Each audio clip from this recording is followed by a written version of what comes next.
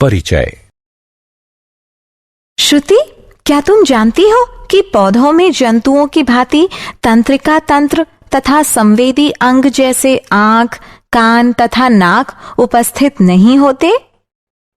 हाँ सौम्या, किंतु वे संवेदी वस्तुओं जैसे गुरुत्व, रसायनों, पानी तथा हार्मोनों के प्रभाव से भी स्थिर रह सकते हैं।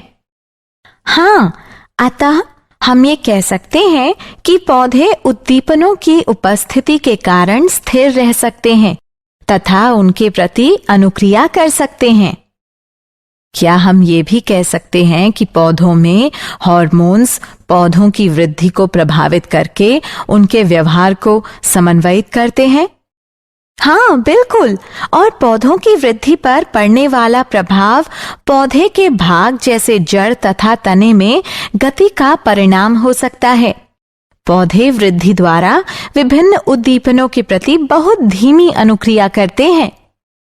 तो आओ इस अध्याय में हम नियंत्रण एवं समन्वय के बारे में विस्तार से चर्चा करें।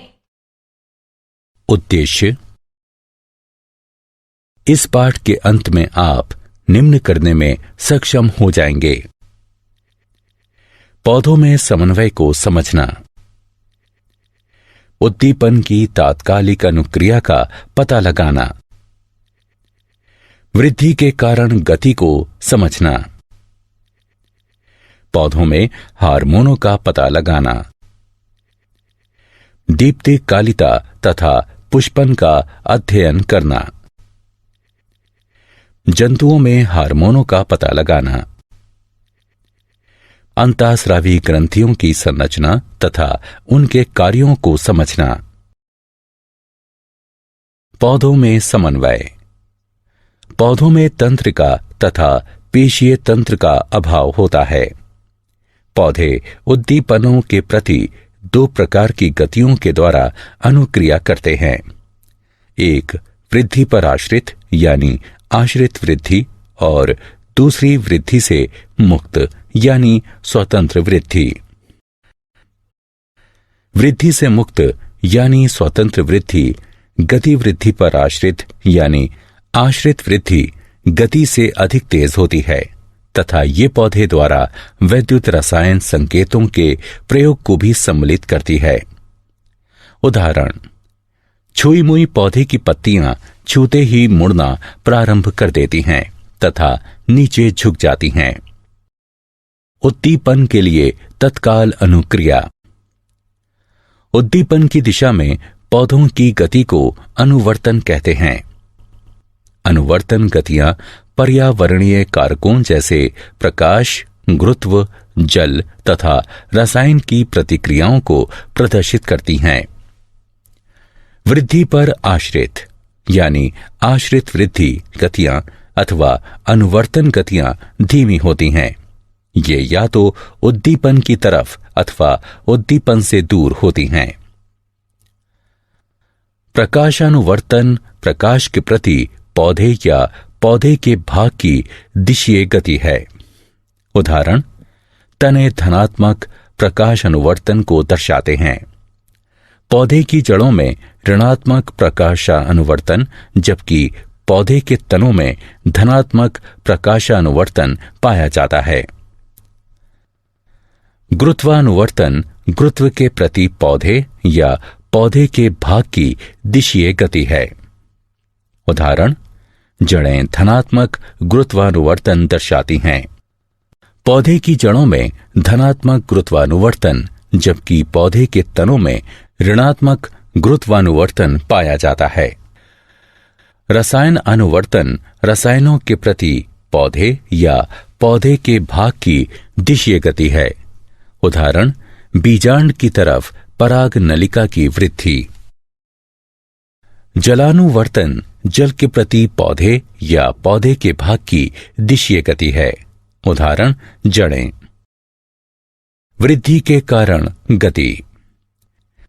जब प्रतान किसी आधार के संपर्क में आते हैं तो प्रतान का वह भाग जो वस्तु के संपर्क में है उतनी तीव्रता से वृद्धि नहीं करता है जितना प्रतान का वह भाग जो वस्तु से दूर रहता है।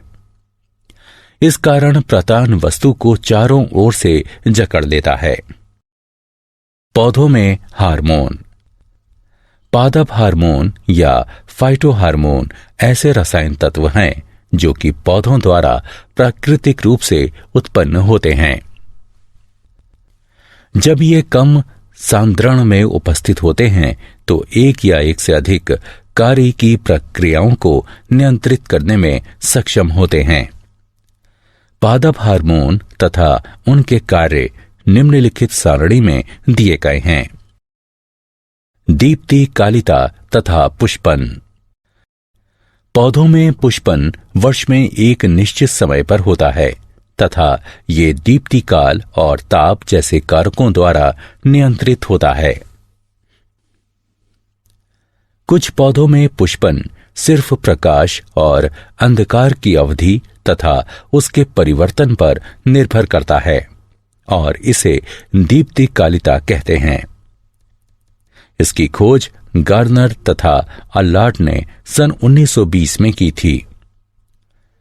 दीप्ति काल के आधार पर पौधे 3 प्रकार के होते हैं: लघु यानी अल्प प्रदीप्तकाली पौधे, दीर्घ प्रदीप्तकाली पौधे और तटस्थ प्रदीप्तकाली पौधे। लघु यानी अल्प प्रदीप्तकाली पौधों को पुष्पन के लिए अधिक प्रकाश की आवश्यकता नहीं होती है। उदाहरण तंबाकू, चावल और डहेलिया। दीर्घ प्रदीप्तकाली पौधों को पुष्पन के लिए अधिक प्रकाश की आवश्यकता होती है। उदाहरण गेहूं, ज्वार और मूली।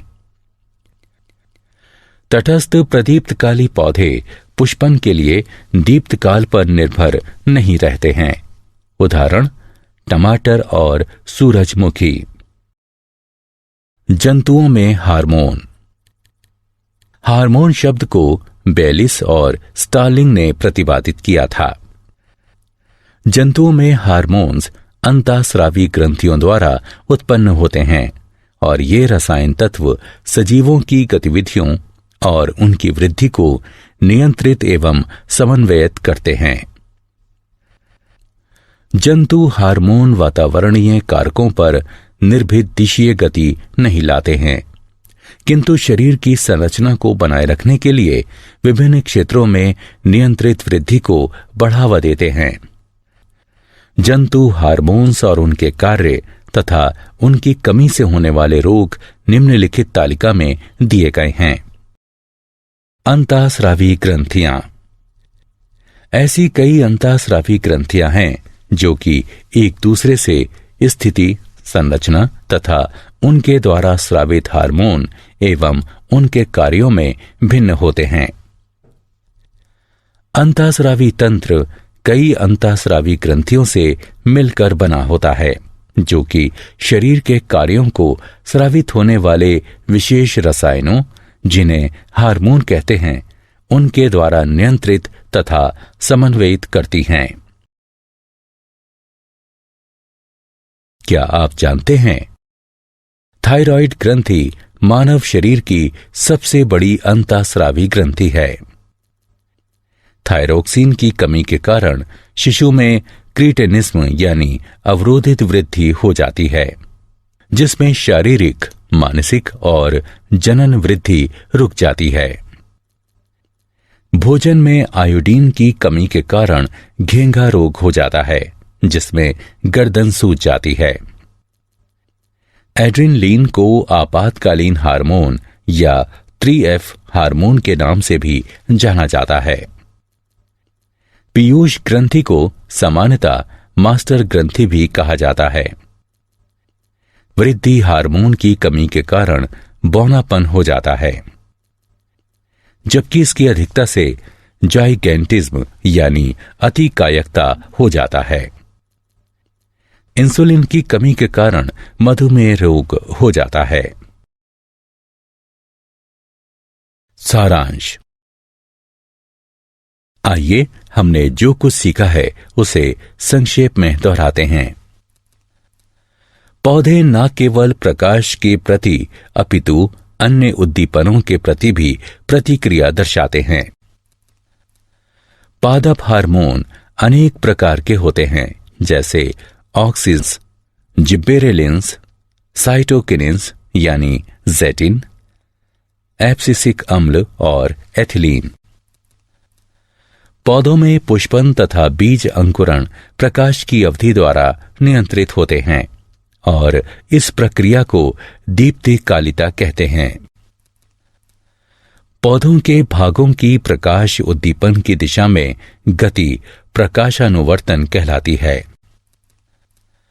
पौधों के भागों की पृथ्वी के गुरुत्व की दिशा में गति गुरुत्वानुवर्तन कहलाती है। पौधों के भागों की जल की दिशा में गति जलानुवर्तन कहलाती है।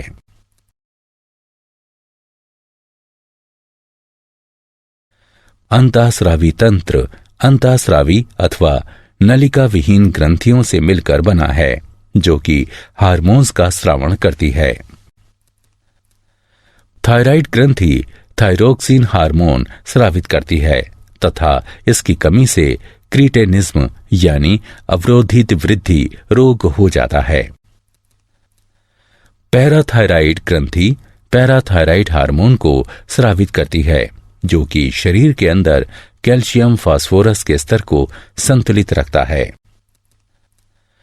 अधिवृक्क यानी एड्रिनल ग्रंथियां कोर्टिकोइड तथा एंटिनिलीन नामक 2 हार्मोन स्रावित करती हैं। हाइपोथैलेमस ऐसे हार्मोनों का स्रावण करता है जो कि पीयूष ग्रंथि के अग्रखंड से हार्मोन्स के स्रावण को नियंत्रित करते हैं।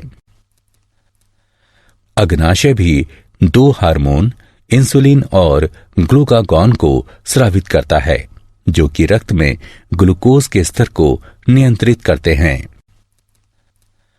वृषण टेस्टोस्टेरोन तथा अंडाशय एस्ट्रोजेन और प्रोजेस्टेरोन का स्रावण करते हैं।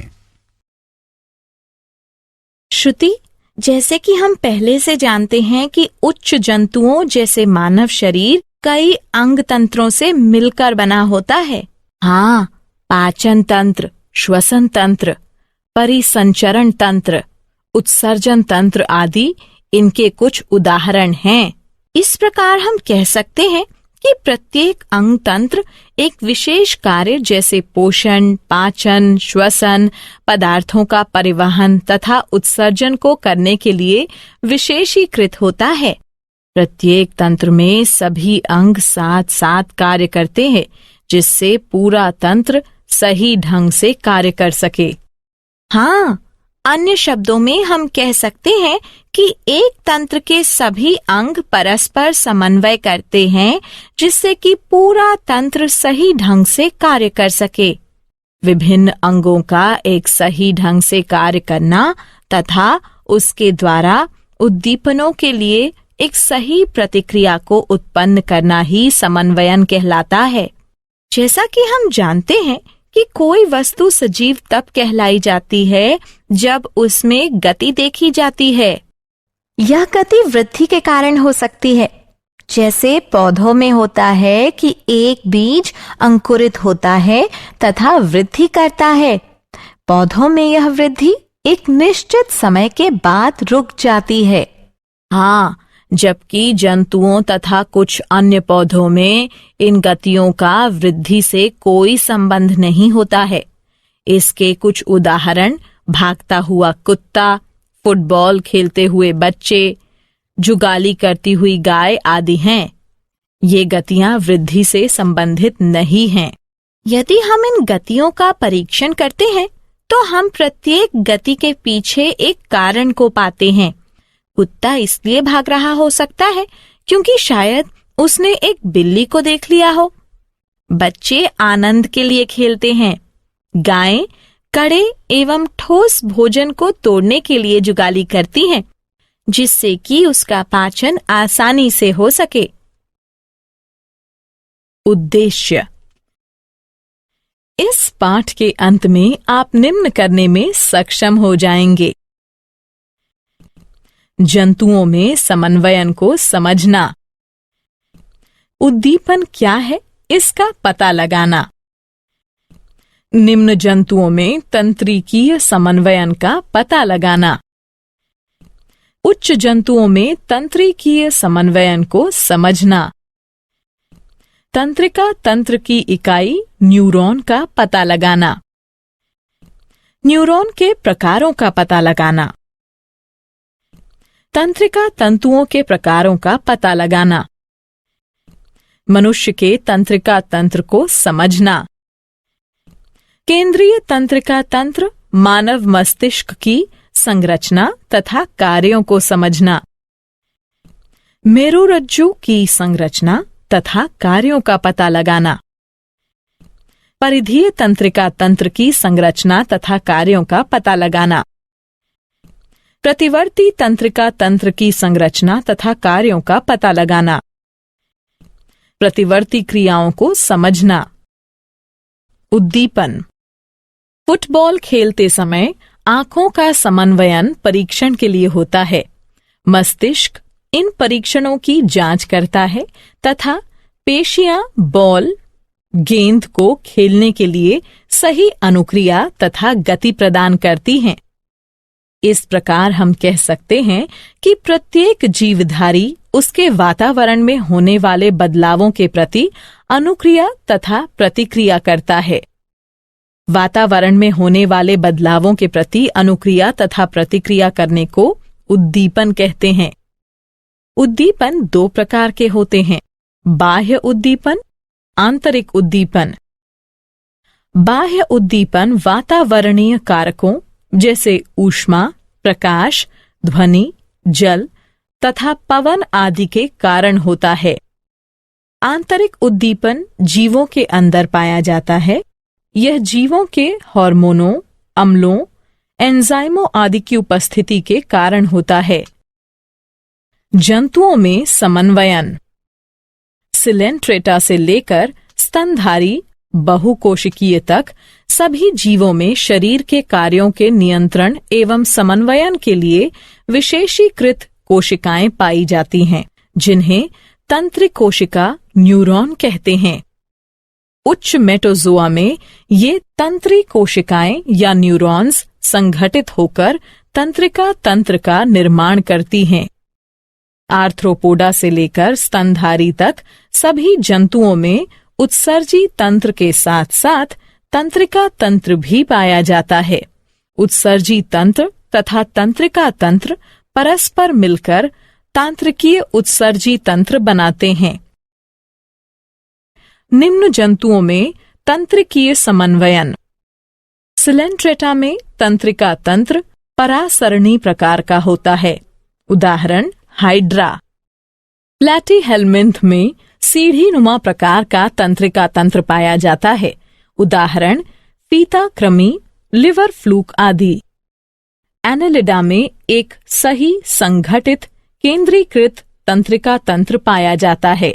इसमें परिधीय ग्रसनीय तंत्रिका वलय तथा एक तंत्रिका रज्जु पाया जाता है।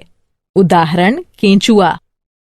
आर्थ्रोपोडा में एनालिडा की भांति केंद्रीकृत तंत्रिका तंत्र पाया जाता है, किंतु इनमें परिधीय ग्रसिका तंत्रिका वलय पाया जाता है। उच्च जंतुओं में तंत्रिकीय समन्वयन। उच्च जंतुओं में शरीर के नियंत्रण एवं समन्वयन के लिए 3 प्रकार के तंत्र परस्पर समन्वय करते हैं। ये हैं ग्राही तंत्र, तंत्रिका तंत्र, प्रभावक तंत्र।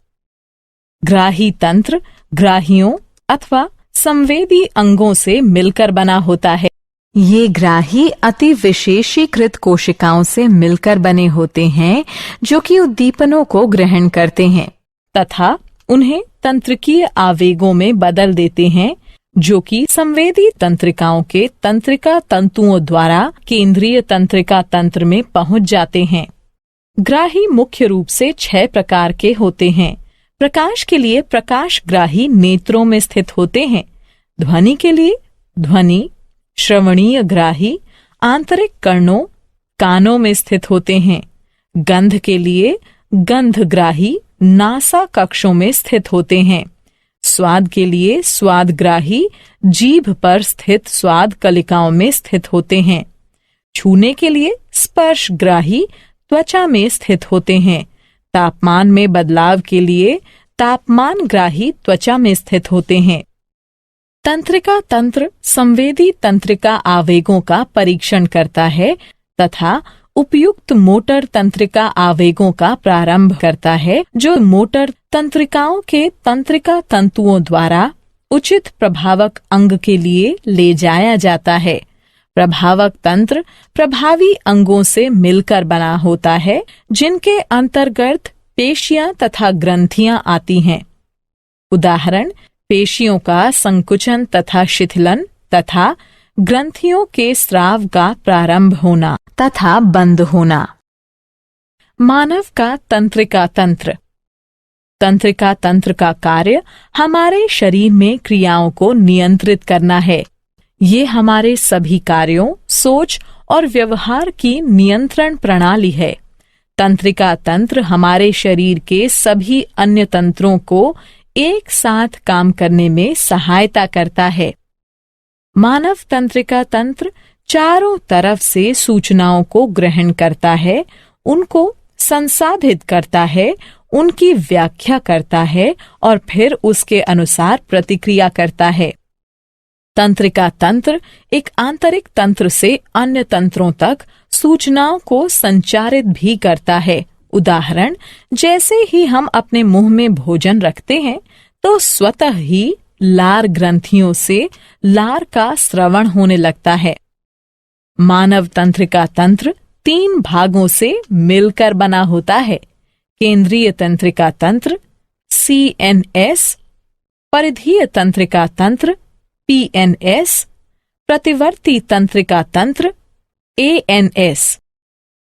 न्यूरॉन वे इकाइयां जो तंत्रिका तंत्र का निर्माण करती हैं, तंत्री कोशिकाएं या न्यूरॉन्स कहलाती हैं। तंत्री कोशिका या न्यूरॉन तंत्रिका तंत्र की कार्यात्मक और संरचनात्मक इकाई है। एक न्यूरॉन वो तंत्रिका कोशिका है जिसमें शाखाएं पाई जाती हैं। न्यूरॉन मानव शरीर में सबसे लंबी कोशिका है तथा इसकी लंबाई लगभग 100 सेंटीमीटर तक होती है। एक तंत्री कोशिका या न्यूरॉन 3 भागों से मिलकर बना होता है। कोशिकाकाय, ध्रुमाक्ष, तंत्रिकाक्ष। कोशिकाकाय।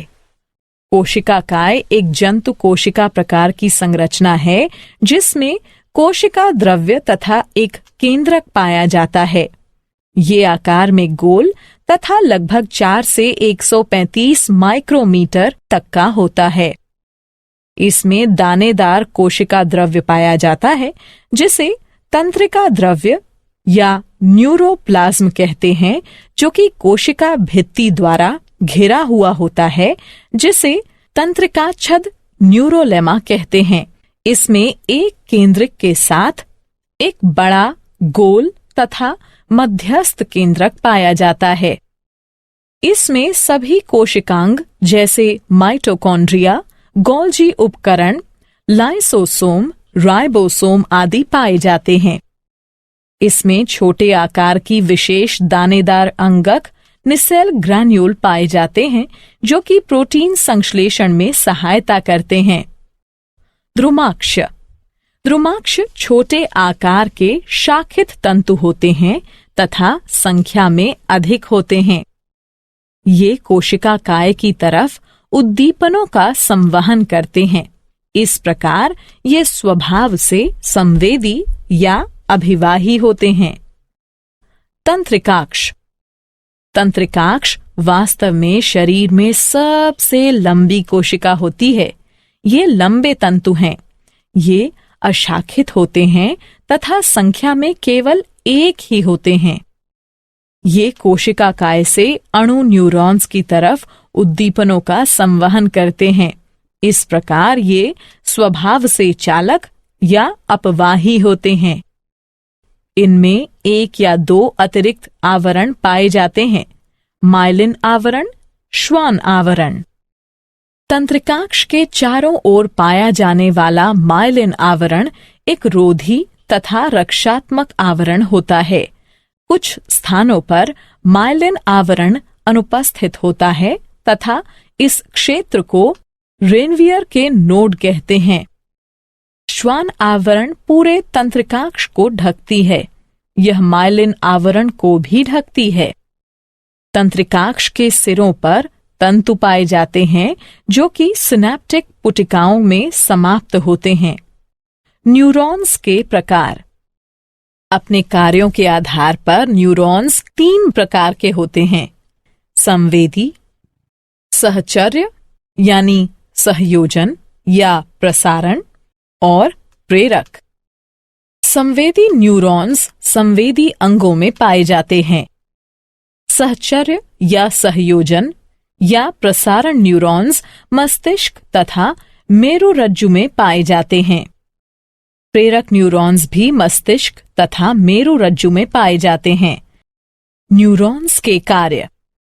संवेदी न्यूरॉन्स संवेदी अंगों से तंत्रिका आवेगों का संचरण केंद्रीय तंत्रिका तंत्र अर्थात मस्तिष्क तथा मेरुरज्जु को करते हैं।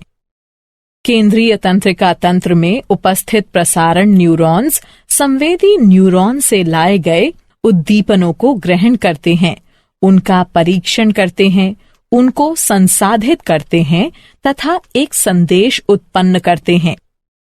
प्रेरक न्यूरॉन्स केंद्रीय तंत्रिका तंत्र से इन संदेशों को प्रभावकों तक संवाहित करते हैं। केंद्रीय तंत्रिका तंत्र मानव मस्तिष्क।